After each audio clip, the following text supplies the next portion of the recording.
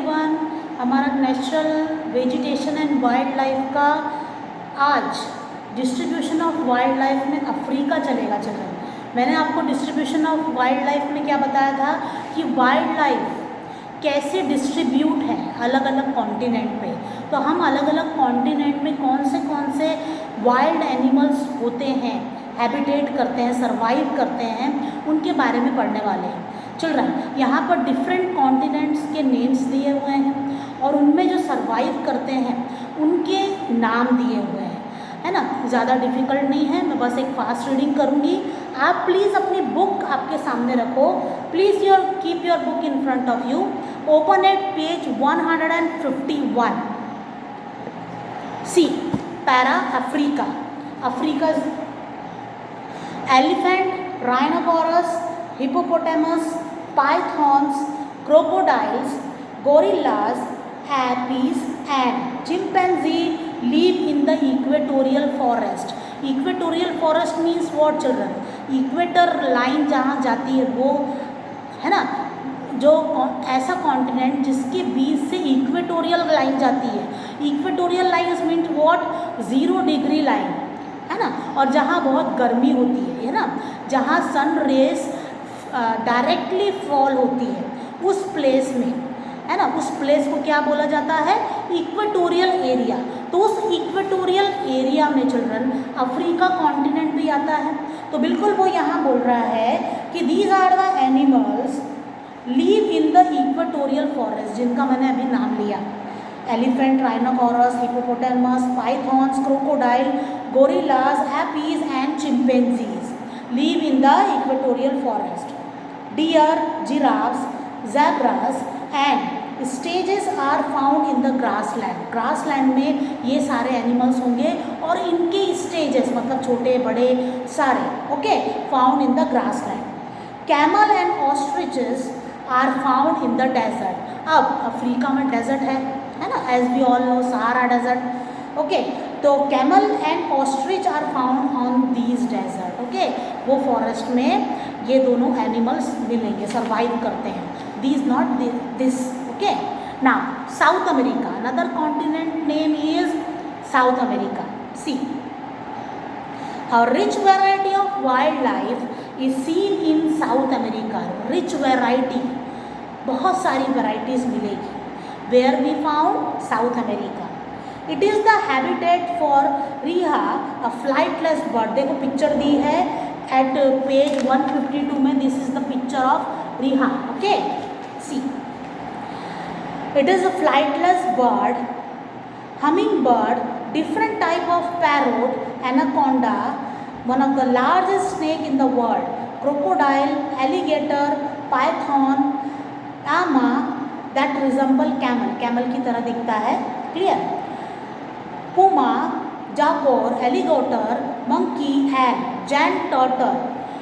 Anteaters and armadillos are ancient mammal of South America. ये जो दो लास्ट के अंडरलाइन करो children, anteaters and armadillos, okay, are the ancient mammal, बहुत पुराने जानवर हैं।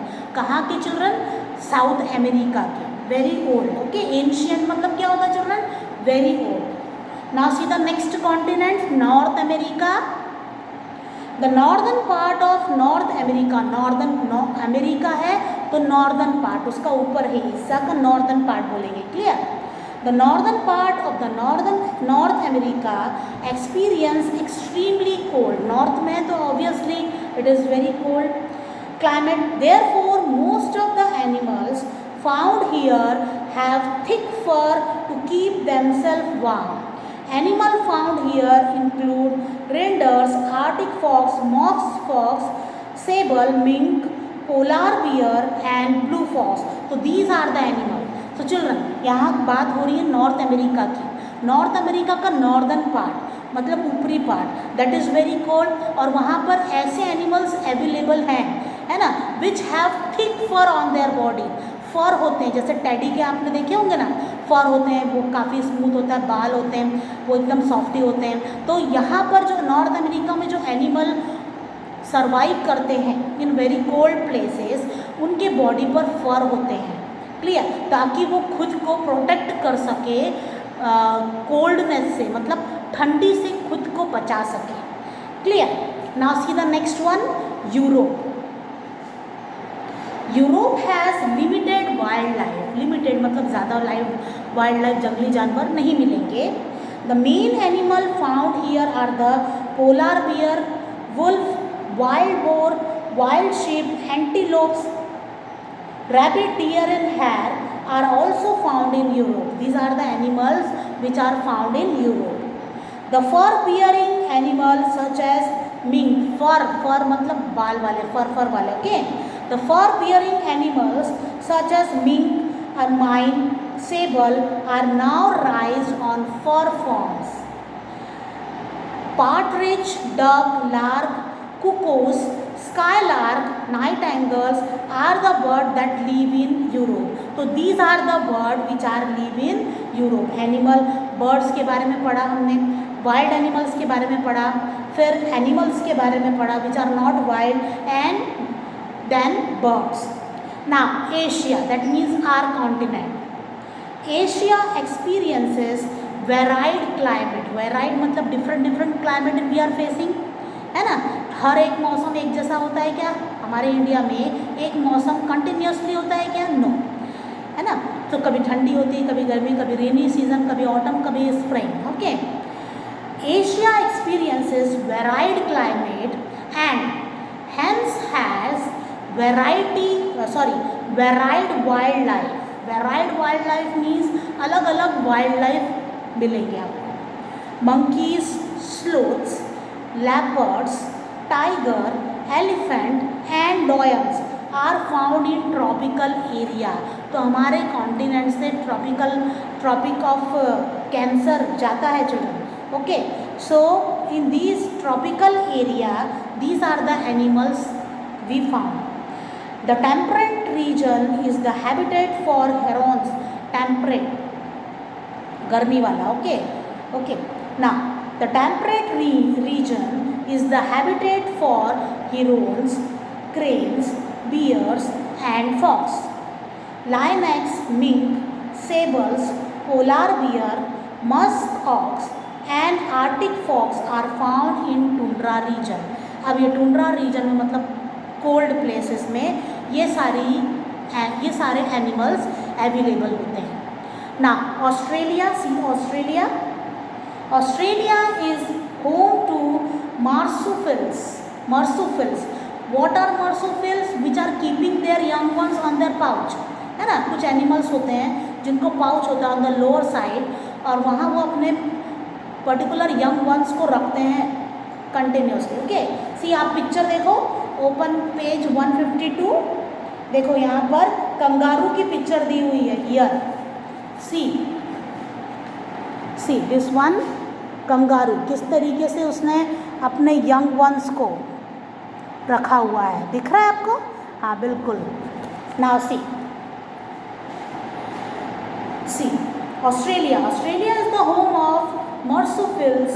Marsupials are the mammals who carry their young ones in a pouch near their stomach. Kangaroos and koalas are found only in Australia. So these two animals are found in Australia only, okay. The duck-billed, platypuses, emus, larrybirds, kingfishers, kookaburras are also found here. So these are the animals are also found in Australia. Now see the next continent, Antarctica. It is very cold. Now water body that surrounded the continent of Antarctica. Water body, अब Antarctica है, उसके चारों तरफ क्या है? पानी ही पानी है, water bodies. Surrounded the continent of Antarctica has creatures ranging from small krills to whale, है ना। जो पानी के जानवर है वो पूरे मिलेंगे, छोटे से लेकर बड़े तक, whales तक। Penguins are native to this continent, है ना। पेंगुइन्स बहुत मिलेंगे, बहुत देखने मिलेंगे अंटार्कटिका में। And are also a symbol of Antarctica. तो अंटार्कटिका जब आप सिम्बॉल देखोगे चिल्ड्रन, तो उसमें पेंगुइन का भी पिक्चर दिखेगा आपको, okay. Snow petrol that resemble a white dove is also found here. Snow petrels. Okay. A number of seals and albatross are found near the coastal areas. Seals and all, shrunk and all. Okay. ये सारी चीज़ें हमें corner पर देखने मिलेगी. The coastal area. Now, wildlife in India. India has a vast range of wildlife: tiger, elephant, Asiatic lions, one-horn rhinoceros, leopards, snow leopards, deer, antelopes, monkey, crocodile and alligators are some of the animals found in India. These are the animals हम India में देखने मिलता है. India also home of thousands of species of bird. कई जातियाँ हमें birds की मिलेगी. Okay, like peacock, parrot, kingfisher, ducks, pigeons and crane. So these are the varieties of bird we found in our India. Now see the next ones. Next our topic is conservation of wildlife. कैसे हम wildlife को conserve करके रख सकते हैं. Conservation of wildlife.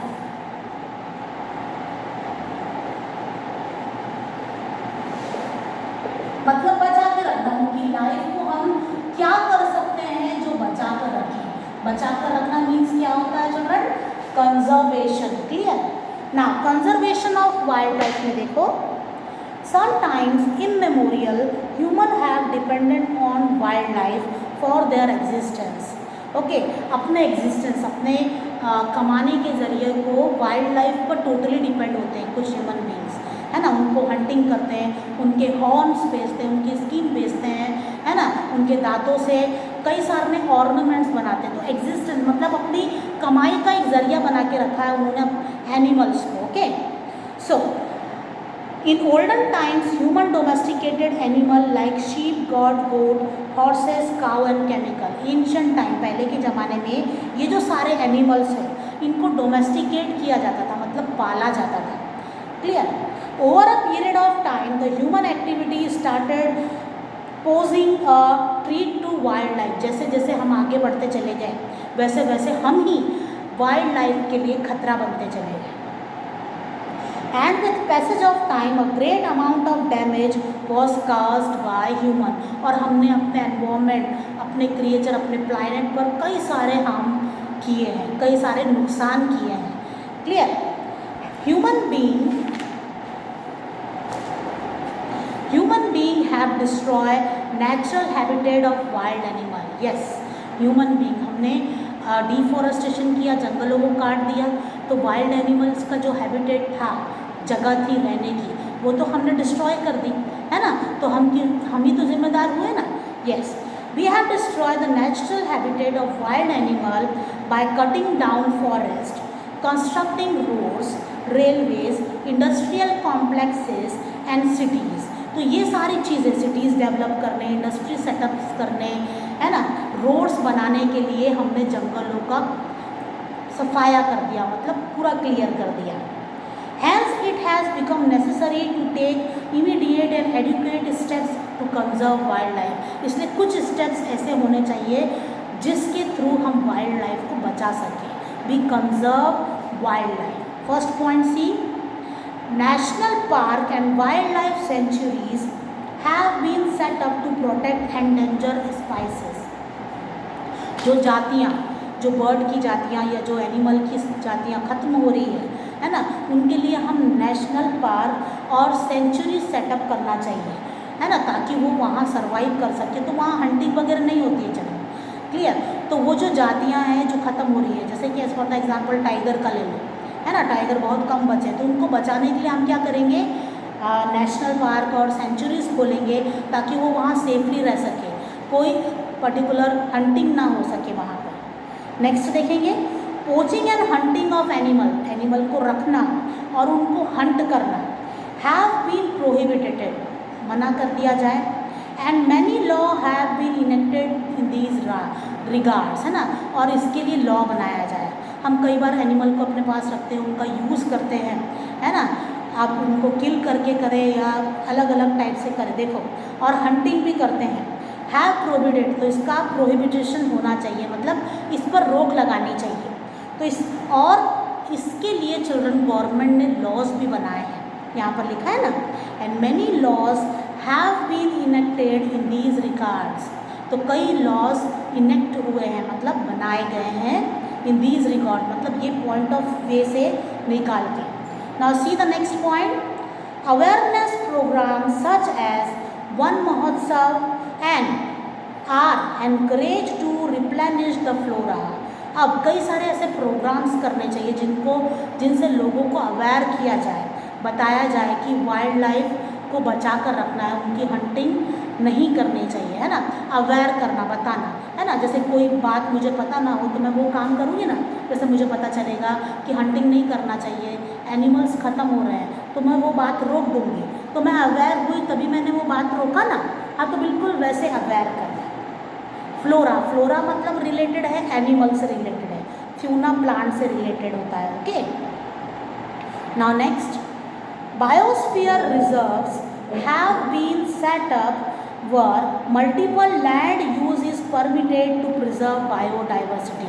Biosphere मतलब land भी आ गया, वाटर भी आ गया, एटमॉस्फेयर, यानी एक ऐसा बायोस्फीयर रिजर्व, ऐसी जगह रिजर्व करके रखना चाहिए जहाँ पर ये जो एनिमल्स है ना, बिल्कुल सेफली सर्वाइव कर सके और कई बायोडाइवर्सिटी भी सर्वाइव हो।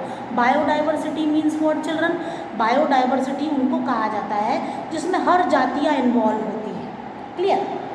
Awareness is being created all over the world for the protection of wild life. Awareness being created, बिल्कुल अवेयर किया जाए लोगों को ऑल ओवर द वर्ल्ड में for the protection of wild life, कि वाइल्ड लाइफ को हमें प्रोटेक्ट करके रखना है, किलिंग नहीं करना है। तो यहाँ पर हमारा ये चैप्टर ख़त्म होता है चिल्ड्रन। नेक्स्ट चैप्टर हम नेक्स्ट पीरियड से स्टार्ट करेंगे। तब तक के लिए bye bye, take care everyone.